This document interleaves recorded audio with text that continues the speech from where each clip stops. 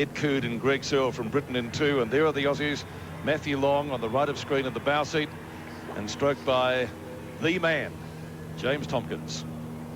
They won Lucerne together, their first regatta together, after Drugin pulled out with the back injury. In lane 4, we have the French. They'll be very hard to beat. Michel Andrieux and Christophe Rolland. They were third in 96, first in 97, runners-up last year in the Worlds. And the Yugoslavians, third in 98, and only 0.51 of a second behind the Aussies in the second semi-final. There's Jordi Vasaki and Nikola Stojic. And rounding out the field from South Africa, Raymond Di Clemente and Dodovanchik. United States. A bit of a ripple on the water down there, Nick. Great British. The wind just slowly kicking in. It's not won't affect the athletes at all.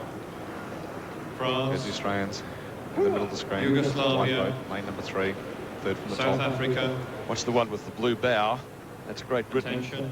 Expect a very big showing from them. Huge British contingent here. We have a start now in the men's Coxless pairs, the A final. The United States on the far side of the course, and then Great Britain in 2. The Australians, Matthew Long and James Tompkins in 3. The French are in 4. Yugoslavia in 5.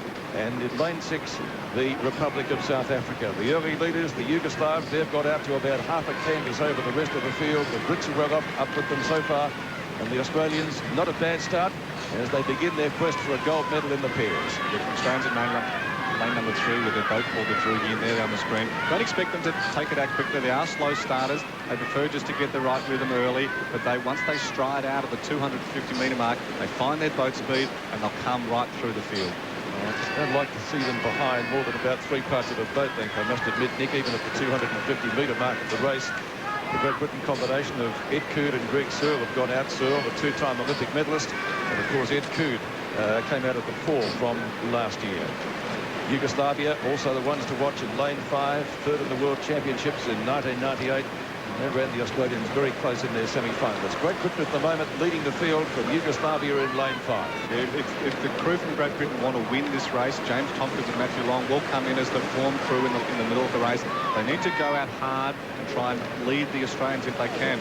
James Tompkins got such great composure with Matthew Long. They'll be able just to slowly, they're on 37, 36 strokes a minute, just slowly work through the field and get into a position at the halfway mark to then start making an impact on the lead. Very good first 500 from Great Britain. They go through clear leaders after 1:35. Yugoslavia second and Australia third. Is that the way they're going to finish? 1,500 metres to go. So Great Britain, Yugoslavia, Australia, the United States, France and South Africa, as a little bit of a breeze comes up over the Penrith course for the first time in our Olympic racing for the year 2000. Yeah, good start by the Australians. They're in third spot at the moment, 1.55 seconds off the lead. They'd be really happy with that. They'll look around and say, OK, we're right in the middle of the field. We know some of the crews, especially the French, which are next to the Australians, are going to be very aggressive in the last 1,000 metres of the race. So they're in a good position. They're pretty comfortable. They have to keep an eye on this British crew, who are now about a boat length ahead of the Australians. Ryan Dalton, I was speaking to, he said, watch the Yugoslavians. He said they are very, very good indeed. They will be on the medal podium. So there you are.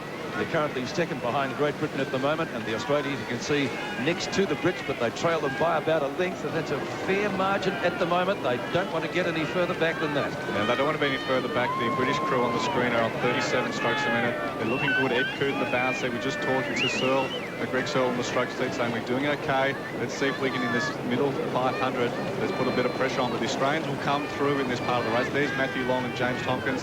They will come through with just their superior rowing style and technique. Well, let's hope they can catch them over on the far side too. The United States are well in contention. That's Ted Murphy and Sebastian Bayer. They were 1 second behind Australia in the semi-final. So it's going to be a good race. We certainly expected it to be a close race, but at the moment the Brits out in front and well out in front, leading by about a length. Yugoslavia trying to catch them, the Americans on the far side, and also the Australians not in picture at the moment. Now we can see the bow of the Australian boat, and they'll go through the halfway mark. Yugoslavia in second place. The United States has moved up to third. Next come France, and Australia, well, back in fifth position at the moment, and their medal chances at the moment, I would have to say, Nick, correct me if I'm wrong, not looking good. Hopefully I'm going to correct you, Peter. The British crew are in front at the moment. The Australians will look now through the 1,000-metre mark. This is it. They have to race for the finishing line right now. They are in fifth spot. this is where the final has to start. Well, we've got to make a move very shortly. Yugoslavians, you can see, closer to us, not too far away on that camera angle, certainly, from Great Britain. I think it might be a little bit more. That could be a bit deceptive, and you can see the one there that belongs to the bow of the United States crew over on the far side of the course. The Australians in lane 3, struggling a little bit at the moment, I would say. They are about a length and a half off the pace at this stage of the race. Yeah, they're starting to come through. They're finding a little bit of boat speed. The British crew on the screen are still a length and a half in front, which is a big margin coming with 750 metres to go. There the Australians need to put in a big effort, which they are. The French crew at the bottom of the screen are coming through very strong, up on 39 strokes a minute. They're chasing the leaders. Well, not too far off the pace of the Yugoslavians either.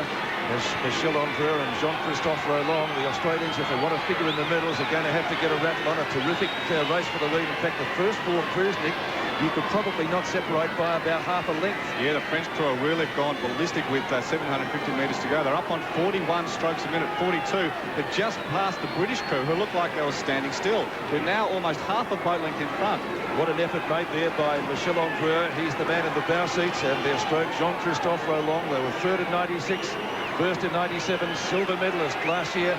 And now rating, can I believe what I'm seeing? 44 strokes a minute. France ahead at the 1,500-metre mark from Great Britain and Yugoslavia in third place.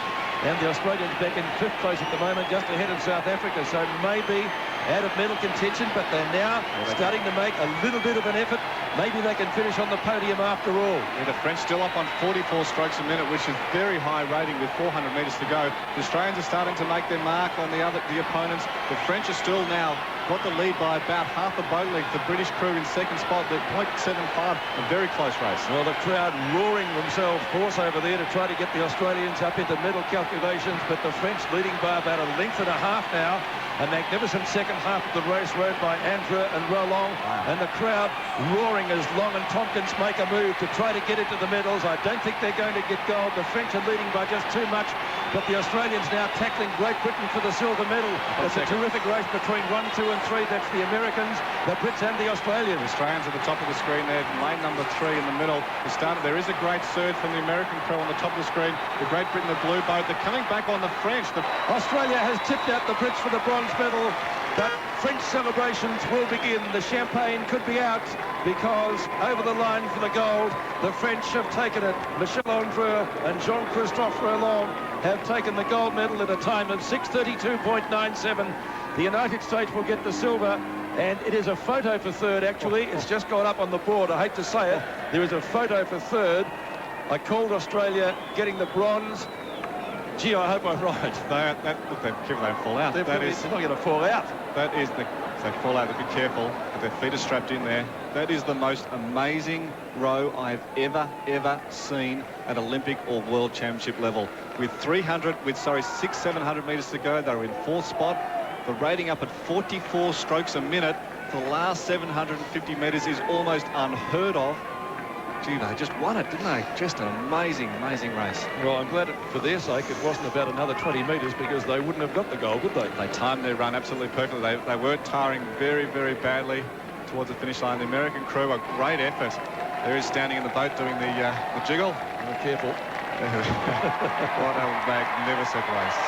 They're great winners. And Australia has officially now got the bronze medal.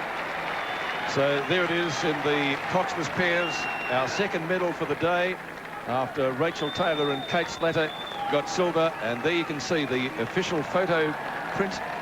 Australia getting bronze in the men's Coxless pairs.